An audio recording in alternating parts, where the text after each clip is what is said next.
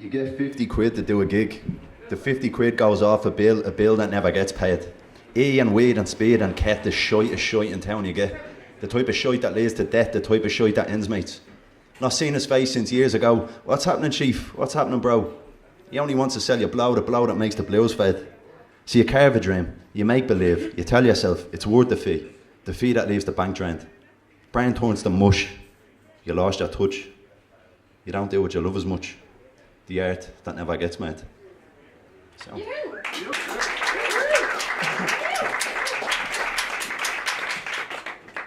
When you get to that point of the night, when the chance for love or a fight in the pub or the club of your choice is null and void, it's best to avoid the like-minded types. Knowing this, I decide to go home, hop a taxi on my own, no rank around, but there's plenty of strays to be found. Scattered yellow lights always seem to cover disappointing nights in town. I see a heap of closed down shops with dingy flats attached and a depressed looking Indian chap in a Maxall garage hatch, fetching Marlboro lights for D4 spoiled brats. And as we make brief eye contact, the lonely drifter from the herd of the pack of taxis emerges at me back.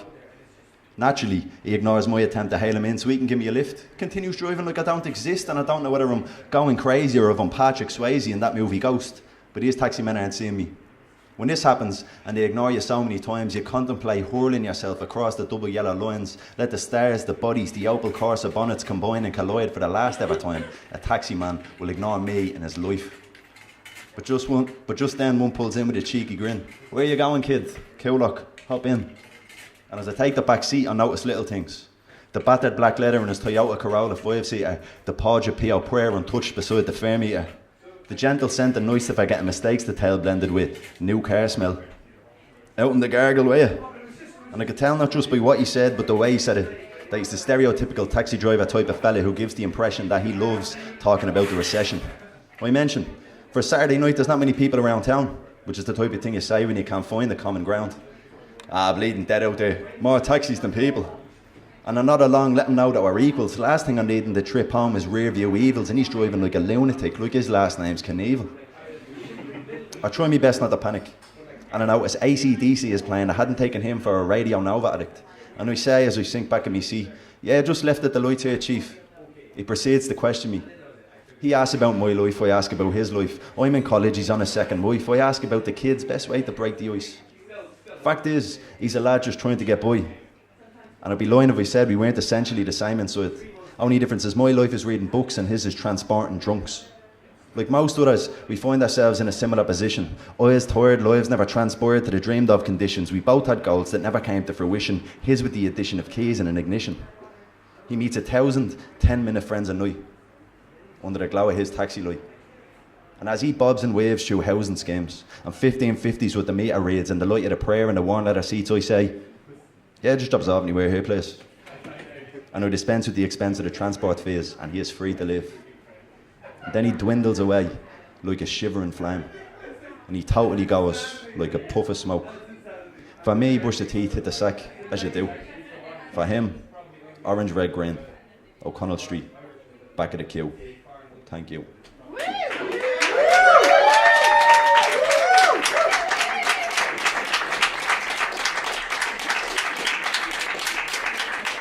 And for somebody that does spoken word poetry, I'm a man of few words. So, but sound for the invite, it's fucking great venue. This fucking setup's deadly and all. Fair play to us for doing creative things. Only came down to Cork, moved here a couple of months ago, and very happy to see the sort of stuff's going on. So fair play to us all for support and all. That's deadly fair, folks. Right, so yeah, you should clap yourselves. Yeah, go on ahead. So well, it is two poems really, but I like to mix these two together. Maybe you'll see why. But the first one's called First Kiss, so I'll finish with this, but thanks for your ears. So, Helen was her name. Old-fashioned like me own. When I'd leave home in the race for school, I'd see her teenage face, laced with a chain of braces, crisscrossing those far from flawless teeth like metal gates in random places. Do you want to meet her? Of course he does. Was the discourse of me two school buds, Barry and Stephen, as I had to daydream to appease me fancy. Our mischievous face was engraved on me brain and me train of thought would wander off in Irish class. Fast forward to Thursday morning and Stephen arrived 10 minutes later with 7 digits on a scrap of paper. You know that mutt you gog off from the other end of the queue lock? Yeah, well, you're dating her. You see, Stephen had seen her with her friends the previous night and provided the one-sided guidance of how I was a nice guy, to which she replied, "Here's my number, tell him to text me sometime." Now my palms are already sweaty, the weight on my shoulders grew heavy with the passing seconds as the moment and hour finally beckoned. You see, that's the problem with expectation. The pain of waiting generally tends to be 10 times greater than the payoff. But this was my moment. I was next. So I resigned to abide to the rituals and take out my Nokia 3210 to send her a text. In a time before free Meteor to Meteor, you type out a text and wait 10 minutes to send it to preserve and reserve the remains of your €5 credit. What's up? NMU? NM2. What time you off school? A girl beyond cool, a fool for her as soon as I knew that she fancied me too. That night, we toured Dublin in conversation, engraving our names in the condensation that invaded the windows of Superquin.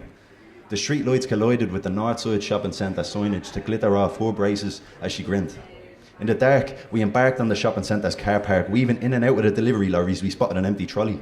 I hopped in, pretending to be a baby, and she was me mum. She pushed the trolley like a pram. The pair of us thought it was gas, half romantic, half having a laugh.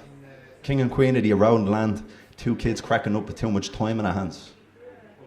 Well, you see, time is a funny thing, because it shifts and swings depending on the situation you're in. In fact, let me take it even further back. Age 4, and I'm in junior infants. Annie Apple plastered on the wall with the rest of Letterland and The Simpsons. Every hour of the day was a time to play. We'd use plastic shapes to create and make our favourite symbols out of clay or Play-Doh. We'd have to stop when a teacher'd say so. Trees to climb, Spice Girl for future wife, sorry, that still cracks me up, that one. And no complication to life. It was around this time I met Stephen. Now, Stephen was a kid who was always scheming. He once told me that his uncle was Kevin Keegan, and a 7-year-old me believed him. Only kind of a friend of a friend. But once a few of us went to the corner shop to get bottles of cream soda cadet when he said, "Have you ever seen a Playboy before?" Now, we asked this in a secret voice, but in the presence of the boys, I was obliged to lie and reply, "Yeah, I think so, once or twice." But that's when he revealed the secret he had. He'd found 2 Playboy mags round the back of the flats in a bush neatly tucked in a Superquin bag. Now, keep in mind, this whole time I was only about 9. No idea what I was saying. But Stephen was the kind of guy who'd revealed something that was new to me that he'd actually seen 1,000 times. He introduced me to Dr. Dre and LL Cool J. He'd take out his Discman and play NWA and UGK. Back then we'd go through 4 AA batteries a day. But as he got older, his whole life got bolder. And if we face the facts, the fact that his acts were chained to the flats are apparent. Running errands for heavies to steady his money flow, no leaving say at the show, so no jobs on the go. You see, some guys get praised for the individual choices they make, but some dudes are just chained to the place they were raised. The pen and the pad gave me a part out of the problems I had, but Stephen never had a part, even when things got bad. 20 years old, 4 bullets in his back, and all the years flashed by me way too fast, as the blood seeped through his hands like grains of sand in an hourglass. And I coursed the system, where no D1 in maths means you have to live off scraps, where a lad from the flats who grew up on 90s rappers embossed with a lack and forced to react to the limited cash by taking matters into his own calloused hands. And I don't want the chip on my shoulder. I just want to grow older with the kids that have grown me. But it seems the system we live in needs a victim, and in order for certain youth to succeed, we need a Stephen to bleed. And I don't want any part of the system's indifference. Man, I just want to be back with Stephen. Age 4, in junior infants. Sound.